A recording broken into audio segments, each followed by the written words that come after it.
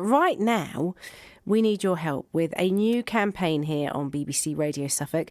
On Daytimes with Sarah Lilly, we'd like to kick off 2024 by embracing difference. The idea for this came from a chat that I had back in, was it September? I think I'll Make a Difference Awards. That chat was with nominee Jeff Stevens, who runs Pathways Care Farm in Lowestoft, and joins me now. Hi, Jeff.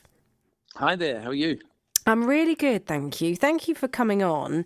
And this is an idea. I mean, to give us an idea why embracing difference is so important, it might be useful, I think, to first off understand a bit about what you do there at Pathways Care Farm. Sure. We have a 13-acre farm. There are a number of care farms in the country. They're all a bit different. They're all different sizes and handle different kinds of people. But what we do is we support people with mental ill health, learning difficulties, dementia, PTSD, brain injuries, that kind of thing. Quite a diverse group. Yeah. And we've been doing it now for 9 years. And we basically use a farm as our resource. So we have lots of lovely animals. We grow flowers and vegetables and fruit. We have arts and crafts and woodwork, and we do things that you do generally as practical stuff.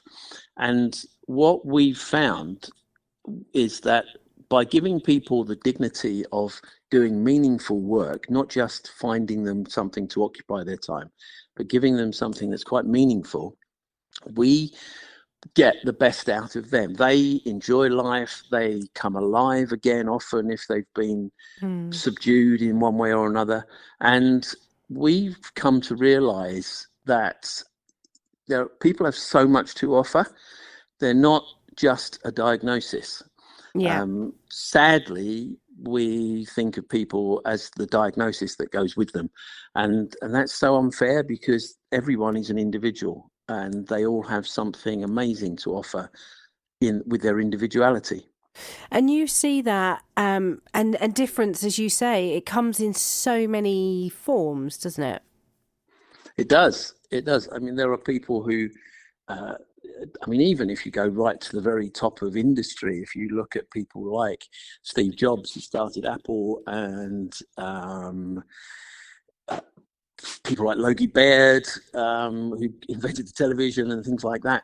A lot of these guys had a diagnosis or would have been given a diagnosis of either ADHD or autism or Asperger's or something. And that didn't stop them. That didn't hold them back, because often superpower is the wrong term, but it's another way of thinking, which other lesser mortals, let's say, don't think in that way, and we can grow so much by allowing them to come into our lives and seeing how they do things and how they solve problems and what they bring to the party. And it's amazing how we grow by having them around. And you've seen as well, haven't you, how embracing difference makes a difference, can make a difference to everyone with the work that you do there at Pathways. Yeah, 100%. By giving people a freedom to express themselves the way that they can do it and the way that only they can do it, then you're going to see things done in a way that is, we've got people who come to us who, to be fair, have been almost put on a scrap heap. They don't access, if they're young, they don't access school because they find school quite scary, anxious places to go to. They might have a sensory difficulty with being in a room full of crowded people, but put them in the open air and let them look after animals or grow vegetables or something. Then actually you start to see the real personality come through, the humour, the skill sets, the ideas that they come up with. And we put so many limitations on. We've seen people totally transform. We've had selective mutes, so that would be people that in the past might have been called dumb because they choose not to speak. We've seen people start speaking again, which is and that's sometimes taken as, like, we've got one young man who comes with us twice a week, and he's been with us now for 3 years. it took him 2.5 years before he said a word to us. But we've got the time. And I think that's the bit about embracing difference, is different to just tolerating people. Yeah. It's saying, no, we're not just accommodating you. We want to actually embrace who you are. And if you choose not to speak, then that's your prerogative. At a time, if it's right, if you want to, and that helps you, then by all means, you're free to speak. But we're not going to put pressure on you. And so after 2.5 years, this young guy started speaking, and now it's difficult to shut him up. He's that's amazing. The life and soul of the farm is Yeah. absolutely, and that's only one story. I could tell you hundreds. It's incredible. That's an unbelievable. It's just an incredible story. And is he able to talk about what made him talk, or is that not a conversation that you could have? We've tried broaching it. What he tends to do is works on a very humorous level. So a lot of the words he says will be like, you'll be in a field picking up alpaca poo, and he'll say, "You missed a bit." Yeah. And which is very funny. Yeah. But so in terms of trying to, you can have a bit more of an intellectual discussion with him about certain things that matter, but that comes from him. It's usually his timing. We wouldn't sit him down and do an interview, let's say. Of course, yeah. But I mean, the beauty of that is by enhancing his life and giving him control back over part of his life, and knowing that he is valued and accepted here for who he is. He's now moved out from living with his nan, where he's been all his life. He's now 22 or something like that. He's just moved into supported living. Yeah. And his nan is now able to move out of the house that she was in, which was too big for her, I saw her this morning. She's moving into a flat, which she is delighted about. Less upkeep and all that in her age. Yeah. And he is inviting friends round to where he's living now, and going out with people. And you think, this is a new world that's come about for a total change. But we've seen that with dementia as well. This is not a cure-all. Yeah. It's not. But we've had people who have turned up here being diagnosed with Alzheimer's, who think that their life is over. But by being stimulated by having lots of people around them all day, doing meaningful work. We had a guy who was a builder, and anyone who's heard me speak has probably heard this story, so I apologise if anyone is listening. But we had this man with us. He thought his life was over. He'd been a builder in his life. He was 78 years old. We had him till he was 82. And he was doing building work here on the farm with one of our volunteers who was a builder. And at one point, I was walking through the courtyard. It was swelteringly hot in the middle of summer. And I said to him, "Are you hot?" And he said, "So they tell me."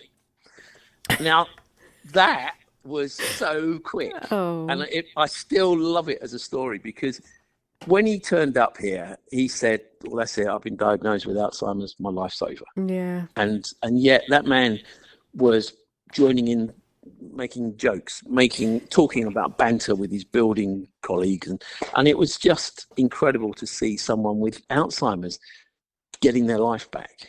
And that's what it's about. Absolutely. And you can hear how passionate you are about this. And society is changing, isn't it? Pete, well, you know more than I do, but it feels like people generally are becoming more accepting of each other's differences. Do you think that's fair or not? Or is there still a long way to go?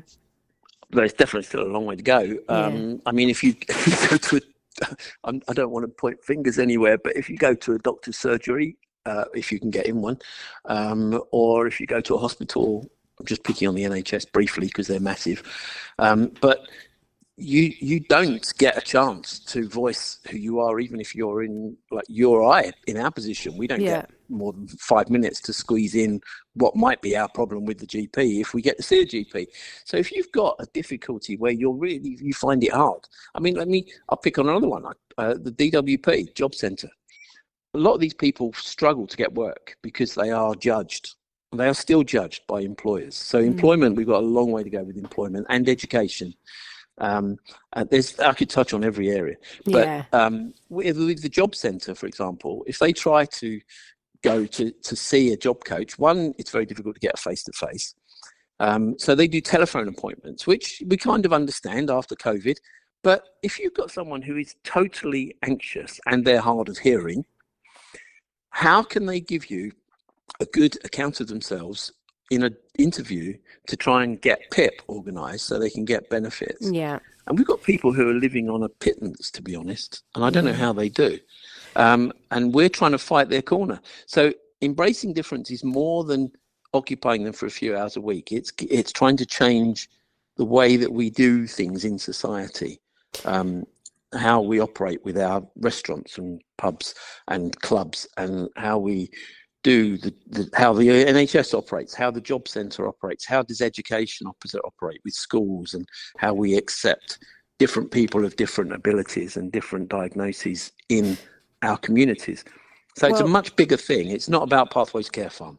Well, no, but I mean, it's as you say, it's such a huge topic.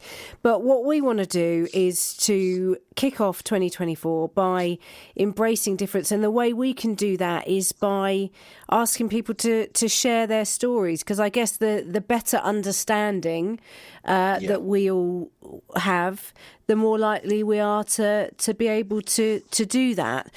So what we'd love is if you live with a difference, or live with someone who does, or work with someone that does, then we would love for you to share your story with us. It would be great, wouldn't it, Jeff, if we could fill the radio with stories of people that are, showing us how wonderful life can be with a difference, and how we could all be embracing that. It would be good to start to 2024, wouldn't it?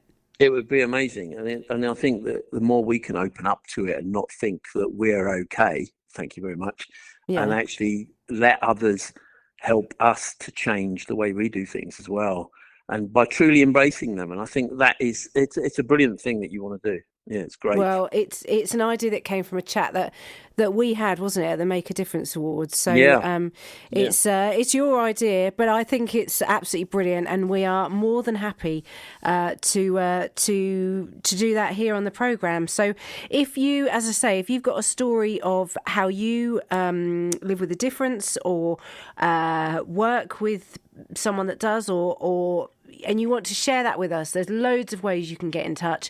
0800 141 2121 is the free phone number. 81333 on the text.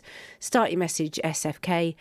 You can WhatsApp us 08000 321 333 SFK at the front of your message, or you can ping me an email sarah.lilly Lilley at bbc.co.uk. Jeff, thank you so much. It's good to chat. We'll check in with you soon. That'd be great.